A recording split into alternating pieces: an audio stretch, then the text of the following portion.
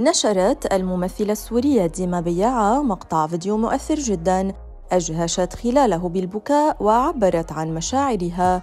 ووجهت ديما من خلال المقطع رسالة إلى طليقها الفنان السوري تيم حسن وزوجته الإعلامية وفاء الكيلاني.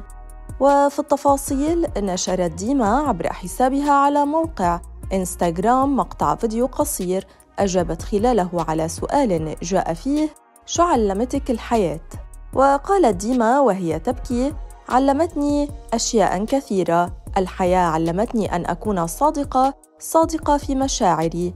الحياة علمتني أن لا أحكم على المظاهر. علمتني أن أكون قوية، وعلمتني كيف أقف على قدمي وأبني نفسي من الصفر. علمتني أن أحب نفسي لأستطيع أن أحب الآخرين، أن أحب أولادي وأن أحب زوجي، لكن في البداية علي أن أحب نفسي وأتقبل نفسي بكل مساوئها. وعلمتني أن الدنيا فانية. علمتني أن أخاف من الله وأن أتقي الله في التصرف مع الآخرين وأشياء كثيرة.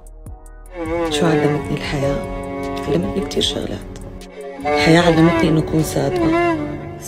هذه العبارات لم تمر مرور الكرام لدى المتابعين الذين أشاروا إلى أن عبارات ديما بياعة رسالة مبطنة إلى طليقها تيم حسن وزوجته وفاء الكيلاني، حيث يبدو أن ديما استذكرت قصة حبها القديمة مع تيم، لا سيما بعد الظهور الأخير لوفاء الكيلاني في حفل توزيع جوائز جوي أووردز الذي أقيم مؤخراً في الرياض، والذي أثارت خلاله وفاء الجدل في تصريحها عن الزواج. فأثناء إجراء كل من تيم ووفاء مقابلة مع مجلة سيدتي، سألهما المراسل عن رأيهما في الزواج، خصوصاً وأنه في الفترة الأخيرة هناك الكثير من المتابعين على السوشيال ميديا يكرهون الناس بالزواج.